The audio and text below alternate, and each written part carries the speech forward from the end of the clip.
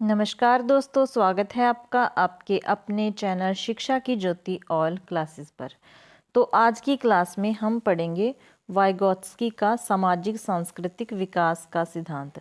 ये बहुत ही महत्वपूर्ण सिद्धांत है और यहाँ से प्रश्न हमेशा पूछा जाता है। ठीक है, ध्यान से करना है क्योंकि वाइगोत्स्की ने कुछ शब्द दिए हैं, जैसे स्कैफोल्डिंग दिया है, MKO दिया है, ZPD दिया है। तो ये पूछे जाते हैं कि ये किसने दी हैं और ये क्या है। ठीक है, तो हम पढ़ लेते हैं वाइगोत्स्की का सिद्धांत। इनका नाम क्या था? लेव वाइगोत्स्की। क्या नाम था? लेव वाइगोत्स्की। और ये कहाँ के इनका जन्म हुआ था? रूस में। इनका जन्म हुआ था रूस में, रशिया में 1896 से 1934 तक का इनका जो मतलब कि समय था। ठीक है, ये एक सामाजिक रचनावादी थे। ये एक सामाजिक रचनावादी थे। ठीक है, जो वाइगोत्स्की थे वो कहते थे कि बच्चा समाज में अंतक्रिया करने से सीखता है। बच्चा समाज में अंतक्रिया करने से सीखता है। जे सीखने में समाज और भाषा को बहुत महत्व देते थे। ठीक है, और विकास के पक्ष बताए हैं सामाजिक, सांस्कृतिक, भाषा। ये आपको ध्यान रखना है कि विकास के सामाजिक, सांस्कृतिक और भाषा ये पक्ष वाइगोत्स्की ने बताए हैं। ठीक है, इसके बाद ये कहते हैं कि मानव अधिगम एक सामाजिक प्रक्रिया है, क्योंकि बच्चा समाज में अंतक्रिया के द्वारा सीखता है और इसका आधार ही क्या है? लोगों के साथ अंतक्रिया करना। ठीक है, ये समाज के साथ अंतक्रिया करने पे बल देते थे कि बच्चा अंतक्रिया करके सीखता है।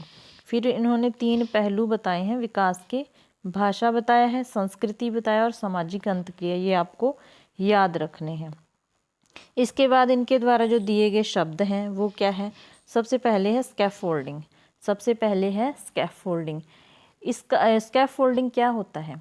वाइगोत्स्की कहते हैं कि बालक को अगर थोड़ी सी सहायता दे दी जाए, ठीक है, यहाँ पर अगर बालक कुछ सीख रहा है, उसे थोड़ी सी सहायता दे दी जाए तो वो बहुत कुछ सीख जाता है। तो वो बहुत कुछ सीख जाता है, लेकिन इस सहायता को शुरुआत में ही कुछ समय के लिए दिया जाता है, बाद में इसे हटा लिया जाता है। तो अंग्रेजी में इसी को कहते हैं स्कैफोल्डिंग। ठीक है, वाइगोत्स्की कहता है कि बालक को थोड़ी सी सहायता दे दी जाए तो वो बहुत कुछ सीख सकता है। ठीक है, लेकिन ये जो सहायता है शुरुआत में कुछ समय के लिए दी जाती है और बाद में इस सहायता को हटा लिया जाता है। तो अंग्रेजी में इसे ही कहा जाता है स्कैफोल्डिंग। ढांचा, मचान या पाड़, ये तीनों चारों शब्द आपने याद रखने हैं। ठीक है, और जो स्कैफोल्डिंग है ये बताया है कि सीढ़ीनुमा सहायता के जैसी है। सीढ़ीनुमा सहायता की जैसी है। मान लो छत पर चढ़ना है, हमने सीढ़ी लगा ली, छत पर चढ़ गए और सीढ़ी बाद में हटा ली, उसी तरीके से स्कैफोल्डिंग को बताया गया है। जो दूसरा शब्द है वो है ZPD। ZPD बहुत पूछा जाता है। समीपस्थ विकास का क्षेत्र, यहाँ आप क्षेत्र कर लीजिए, सिद्धांत नहीं है, क्षेत्र है। ठीक है, समीपस्थ विकास का सिद्धांत ये दिया है वाइगोत्स्की ने। ठीक है, इसमें क्या कहा गया है कि एक शिक्षार्थी है, एक शिक्षार्थी जहाँ पर बैठा बिना सहायता के कुछ सीख रहा है, कुछ कर रहा है। ठीक है, लेकिन अगर उसे किसी कुशल साथी की या शिक्षक कह सकते हैं मार्गदर्शन मिल जाए और उसका प्रोत्साहन मिल जाए तो वो बहुत कुछ हासिल कर लेता है। एक तो वो यहाँ था, अपने तरीके से सीख रहा था, एक किसी की सहायता से उसने जो कुछ सीखा, किसी के मार्गदर्शन में, किसी के प्रोत्साहन से, तो ये जो क्षेत्र बन गया ये समीपस्थ विकास का क्षेत्र इसे कहा गया है। समीपस्थ विकास का क्षेत्र कहा गया है। ठीक है, आए समझ? ये होता है ZPD। आपने याद क्या रखना है? ZPD किसने दिया? वाइगोत्स्की ने। ZPD को समीपस्थ विकास का सिद्धांत कहा जाता है, जॉनो प्रॉक्सिमल डेवलपमेंट कहा जाता है। ये चीज़ें आपने याद रखनी है। फिर आ गया more knowledgeable other, MKO। MKO की फुल फॉर्म आपने याद रखनी है कि क्या होती है। जो मतलब कि बच्चा है और उससे अधिक जानकार है कोई, वही होता है MKO। ठीक है, इसमें अगर बच्चा एक तो खुद कुछ ना कुछ सीख रहा है, एक उससे कुछ अधिक जानने वाला है। ठीक है, जिसकी मतलब कि कुछ बेहतर है किसी क्षेत्र में, जो वेस्ट है, बेहतर है उससे, उसकी वो सहायता से कुछ कर रहा है, तो वो MKO। वो कौन हो सकता है? एक शिक्षक हो सकता है, एक शिक्षक भी हो सकता है, एक कोच भी हो सकता है। ठीक है, उसका कोई साथी भी हो सकता है जो किसी फील्ड में ज़्यादा बेटर हो, ठीक है, बेस्ट हो। कंप्यूटर भी हो सकता है। तो इस प्रकार से जब वो किसी अपने से अधिक नॉलेज वाले की मतलब देख रेख में कुछ सीखता है तो ज़्यादा अच्छे तरीके से सीख लेता है। यही कहना था वाइगोत्स्की का, क्योंकि ये भी सब चीज़ें समाज से ही रिलेटेड है ना, तो वो कहते थे कि बच्चा समाज में अंतक्रिया करने से सीखता है।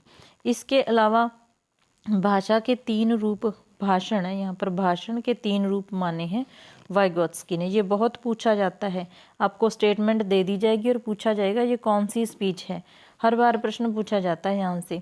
एक तो होती है सोशल स्पीच, सोशल मतलब कि सामाजिक स्पीच, जब हम किसी के साथ बातें करते हैं, हम बोलते हैं, अगले को सुनाते हैं, अपने विचार भाव प्रकट करते हैं, वो तो होती है सोशल स्पीच, ठीक है। और इसके बाद आती है निजी स्पीच, जब हम अपने आप से बातें करते हैं, बोलते हैं, आवाज़ आती है लेकिन अपने आप से खुद से बातें करते रहते हैं, तो वो होती है निजी स्पीच।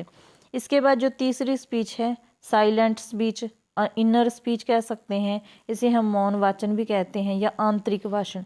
इसमें हम बातें तो करते हैं लेकिन ना तो बाहर आवाज़ आती है, ना किसी को सुनती है, ना खुद को सुनती है, हम अपने मन में ही कुछ ना कुछ बोलते रहते हैं, बातें करते रहते हैं, ऐसे मतलब कि अंदर ही अंदर कुछ ना कुछ चलता रहता है। तो वो कौन सी स्पीच होती है, मौन साइलेंट स्पीच होती है, मौन या आंतरिक भाषण होता है, ठीक है।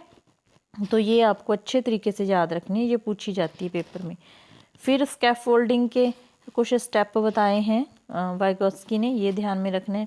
एक तो आप जैसे हैं वैसे ही हैं, यहाँ पर आप जैसे थे वैसे ही हैं, मतलब कि नीचे खड़े हैं तो नीचे खड़े हैं। फिर आपको मदद मिल गई, कुछ सहायता मिल गई, ठीक है। उसके बाद आपने सहायता मिलने के बाद आपने भी प्रयास किए, कुछ सहायता मिली, तो फिर आप इतने काबिल हो गए कि दूसरे की भी सहायता कर सकते हैं। तो ये स्टेप दिए थे वाइगोत्स्की ने स्कैफोल्डिंग के, ये भी आपने ध्यान रखना है। फिर इन्होंने बात की है रेसिप्रोकल टीचिंग की, ठीक है, पारस्परिक शिक्षण की। इसमें मतलब कि बच्चे भी हो सकते हैं, टीचर भी हो सकते हैं, किसी टॉपिक पर चर्चा करके इस प्रकार से सीखते हैं, तो वो होती है पारस्परिक शिक्षण। चर्चा के द्वारा हो सकता है, प्रश्नों के द्वारा भी हो सकता है, ठीक है। हम कह सकते हैं कि हमने लेसन पढ़ा तो उसका सारांश क्या निकलता है, सभी विचार करते हैं। तो इस प्रकार की जो टीचिंग होती है पारस्परिक शिक्षण होता है, ठीक है। तो आपने इसमें याद क्या रखना है, स्कैफोल्डिंग के स्टेप याद रखने हैं कि आप जैसे हैं, फिर आपको मदद मिल गई, फिर आपने भी प्रयास किया तो फिर इतने काबिल हो गए कि दूसरों की सहायता करने योग्य हो गए, ठीक है। स्पीच के ये प्रकार याद रखने हैं, तीनों ही स्टेटमेंट में पूछा जा सकता है, ठीक है। उसके बाद आपने ये तीनों शब्द याद रखने हैं, आपको ये पता होना चाहिए कि वाइगोत्स्की के द्वारा दिए गए हैं, क्या मतलब बनता है इनका।